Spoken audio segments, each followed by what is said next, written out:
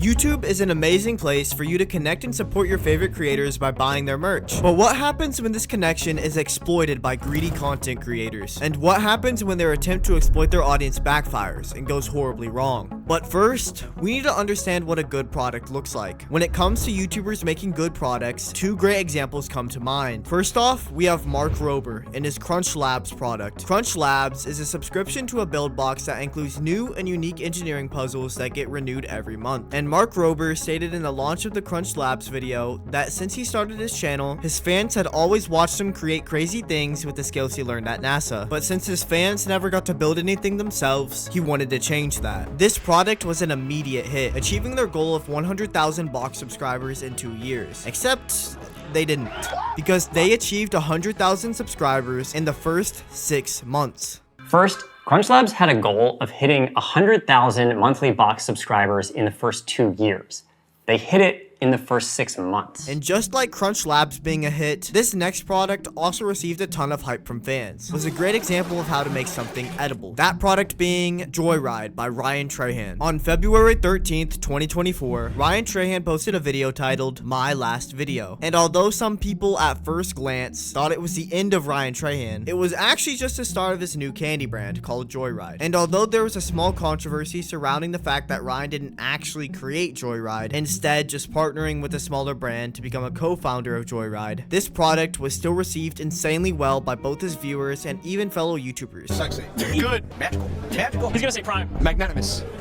Delicious. Incredible. It's yummy. Win. Chewy, chewy, chewy. That's scrumptious. Yummy. Tangy. Fire. Scrum diddly dishes. Delicate. Exquisite. No, it's a delicate. Okay, I gotta just add it on. Jimmy will be honest. I like it. Now, Joyride might have been a successful and most importantly good tasting competitor to the other candies out there. But this next product we're going to talk about was quite the opposite. On September 8th, 2023, Pokimane released her Mina cookies. As soon as these cookies were released, people started to point out how it was basically a direct copy of an already existing product called Tootsie Midnight Mini Cookies, with the only difference being that Pokimanes were priced at $28 per 400 grams, while the Tootsie cookies were priced at $10 per 400 grams. Oh, and I think I'm forgetting something. Oh yeah, she also added vitamin D to the Mina cookies, which as someone pointed out is barely anything if you can walk outside and get it for free. Definitely not worth the $18 extra. As the product started to get more criticism, it's the biggest piece of dog. Pokimane could have made a response either apologizing or just straight up admitting that it was a direct copy. But what did she do? She did neither, instead insulting her fans and calling them broke. When people are like, oh my god, $28 for cookies? It's 4 bags. That's $7 a bag. I know math is hard when you're an idiot, but like if you're a broke boy, just say so. Anyways. Genuinely, that might have been like the smartest thing ever. With this statement being so dumbfounding that even Penguin Zero had to go back and confirm if it was real or not. I was so dumbfounded upon hearing that I actually went back to her stream VOD where this happened to try and locate this moment to see what happened next. Because this is only 20 seconds. I thought there was a chance that right after it, she's like, no, just kidding. I'm pulling your leg, hardy har har, just a joke. She doesn't do that. And once he found out that Pokimane's response was in fact real, Penguin Zero said what we were all thinking. And to try and call people broke for not buying it or not being able to afford it is really some out of touch shit. And the really foul part about all of this that my little noodle will never be able to wrap itself around is a streamer calling their audience broke or poor. Bub, your wealth was built on their backs. This Penguin Zero video basically sealed the deal when it came to the reputation of Pokimane and her new cookie brand. But what sealed the deal even harder, to the point where it stopped even being a deal in the first place, was the other streamers' reactions to it.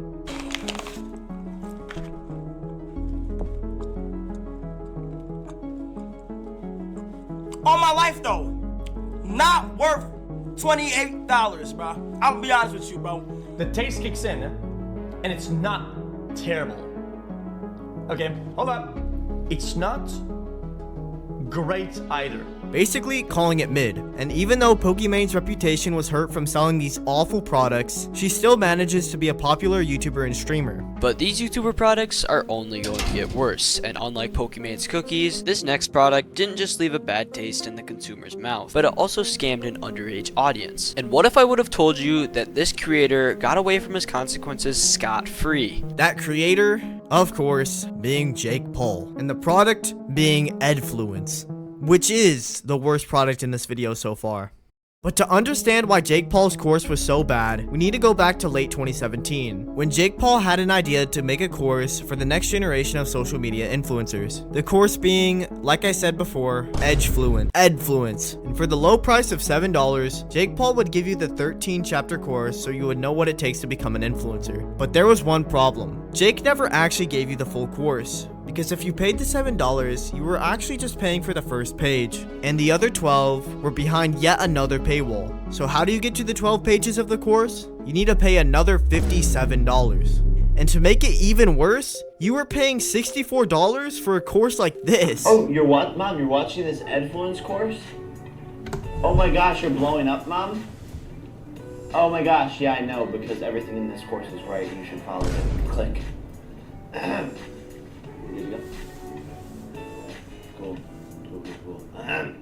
It was obvious Jake was trying to exploit his young audience for money, as the website doesn't even exist anymore, and was probably deleted right after Jake secured the bag. But unfortunately, this was swept under the rug whenever people mentioned controversies Jake was in, so it didn't really affect his reputation all that much. And if you want to see more about this controversy, there will be a link in the description to Drew Gordon's video. And just like Jake Paul, who promoted his course to a young, gullible audience, this YouTuber did the exact same, except this time, it was with something even more dangerous.